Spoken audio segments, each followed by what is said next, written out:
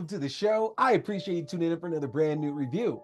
So, what's on deck for you here tonight, folks? Well, I am catching up on some movies that I absolutely should have gotten a chance to see a few weeks ago, but that's okay. We are taking care of that here now. Folks, tonight we are talking the Valentine's Day slasher, Hard Eyes. That is right. So let's not waste any time. Let's jump right on into things. If you haven't seen the trailer for Hard Eyes before, this tells the story of two marketing executives who, on Valentine's Day, find themselves crossing paths in the middle of an ad campaign, only to find out that they're being targeted by a serial killer who is killing couples on the loveliest day of the year. Can our two marketing executives survive and complete their campaign before the Valentine's Day holiday is done? And there it is, folks. This is a fantastic romantic comedy. It just so happens to also have the backdrop of being a slasher film as well. But what makes Hard Eyes so interesting, at least to me, is the fact that it very much embraces the romantic comedy aspect first and foremost. It's incredibly funny. It has all the tropes that we have grown up with in our favorite romantic comedies. And on top of that, it's pulling from so many of these as well, too. You know, the most obvious one that gets brought up over and over is the film My Best Friend's Wedding. As we learn, Allie, played by Olivia Holt, who is now forced to work with Jay, played by Mason Gooding, Jay has to get to his best friend's wedding the day after Valentine's Day. So he literally has to finish this campaign up in one night because he has to fly out the very next morning. And that gets brought up numerous times over the course of the film. And while that is the most glaring reference to romantic comedies, folks, they are littered across this film. Whether it's something as simple as our heroine, our lead, Allie, used to be in med school and she dropped out and got into doing advertising work. And, you know, there's all this talk about her like giving that up and what that might have meant to her and potentially going back.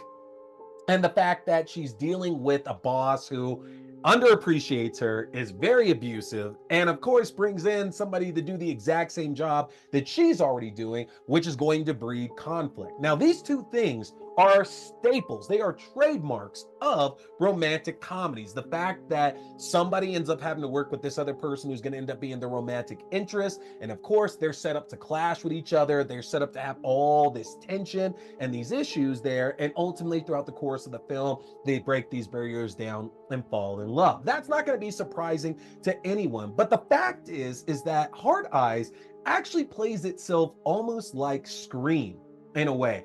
And that has to absolutely be a little bit by design here, because if we look who is behind the camera here, you know, Josh Rubin, amazing director, and in the last 5 or 6 years has brought us some really fun horror, including he did an episode of The Creep Tapes, which was so good on camera. He did an episode of the Creep Tapes, but Josh Rubin's behind the camera doing directorial duties. But we also have Christopher Landon, Michael Kennedy, and Philip Murphy behind the script on this one. Now, those names sound familiar. They very well should. Christopher Landon has been behind a number of high-profile horror films of the last couple of decades, including the Paranormal Activity movies, Disturbia, Happy Death Day series, Freaky, and we know at one point he was attached to take care of Scream 7, and that ultimately did not work out,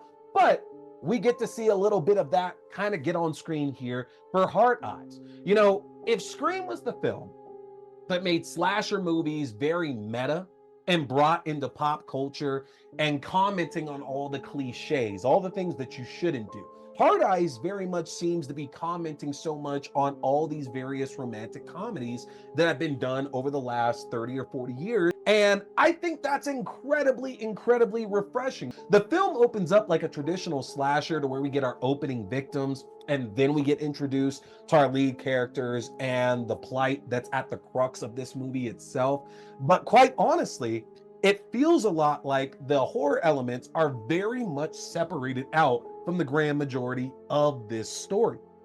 In a way, it almost reminded me a little bit of the film Date Night with Steve Carell and Tina Fey. But with that one, it was still mostly focused on the relationship between Carell and Faye and kind of repairing that bond and, you know, showing that they can still have fun and they still love each other and they're still into each other.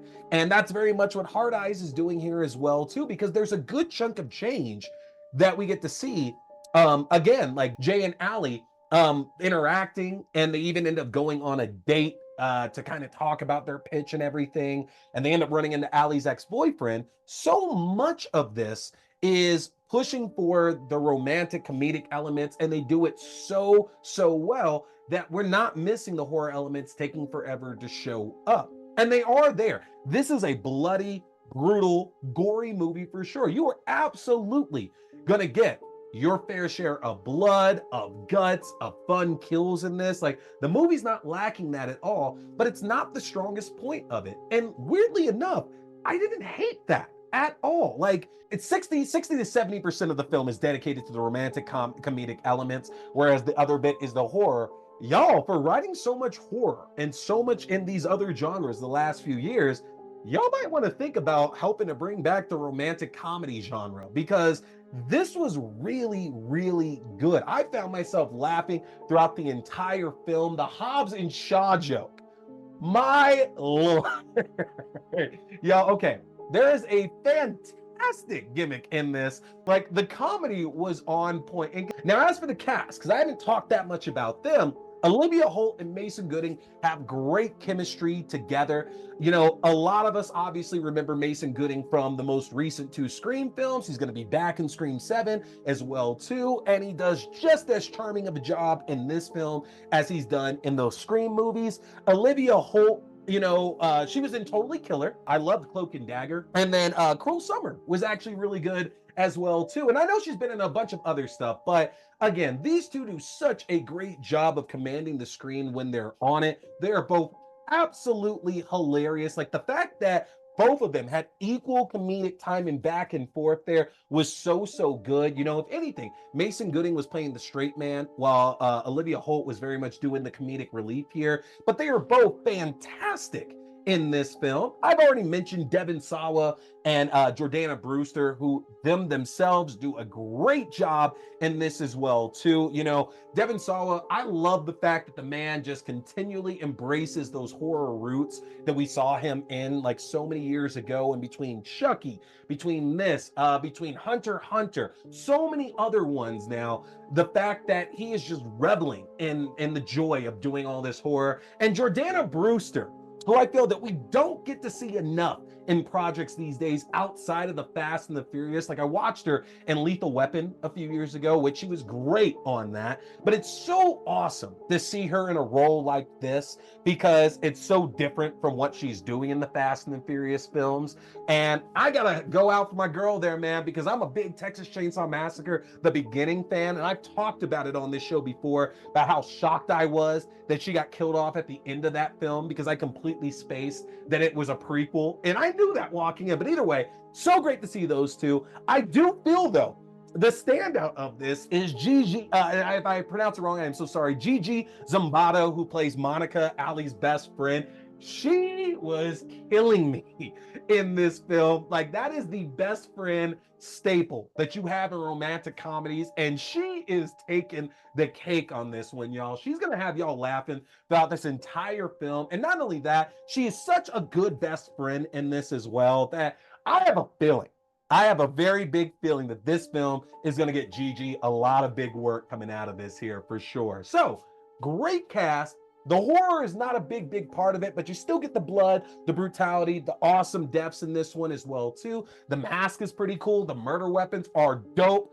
The romantic comedy elements are the best part of this, and it is one of the best romantic comedies that we've gotten in years. So much of the staging of this film is just so excellent. Going to the drive-in theater and giving us a nice little, what I thought was a Sorority Row remake callback with the tire iron.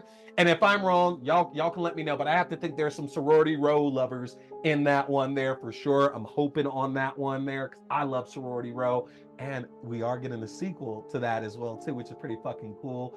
But there's so much to enjoy about Heart Eyes, and I love the fact that it made more money in its second week than it did in its first week. Y'all go check this one out in theaters right now. The month is not over yet, and it's probably not going to be staying there too much longer. But there it is, y'all. That is Heart Eyes. If you got a chance to see this, I want to know in the comment section what you thought about it. Am I crazy for saying this is one of the best romantic comedies we've got it in quite a long time? Am I wrong for saying that the lack of horror elements didn't hurt that at all? Like what was there was good, but I wasn't really missing it when it wasn't on screen. Tell me what y'all are thinking about this here in the comment section. And of course, hit that subscribe button, folks. I got more great reviews coming your way. Got The Monkey coming up. We're going to finish out the first season of Dexter Original Sin and the second season of Mayfair Witches. We're getting back into Penny Dreadful. We have so much stuff coming up for y'all here very soon. Don't want you to miss any of that. And the best way to stay on top of all of that is to get subscribed to my link tree at linktr.ee/T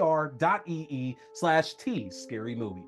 If you get subscribed, that's going to give you access to the YouTube page for the video versions of the show, your favorite podcasting platforms for the audio-only versions of the show, to my Letterboxd page for written reviews and movie rankings through the year, to my TikTok page for full episodes, movie news, and movie premieres, to my Twitch page for horror gaming, and my Fangoria shop page where you can enjoy a 20% discount off anything in the Fangoria shop. Take advantage of that, folks. Hit that subscribe button. Like I said, I got more great reviews coming your way. You do not want to miss any of that. We are moving into the month of March, and we are going back to Leprechaun. I'm jumping back into The Howling, and I am going back to Scream as well, too. So I got some classics coming up for y'all here in the month of March. You don't want to miss any of that. But that's it tonight, folks. My name is T. We've been talking scary movies. Stay scared.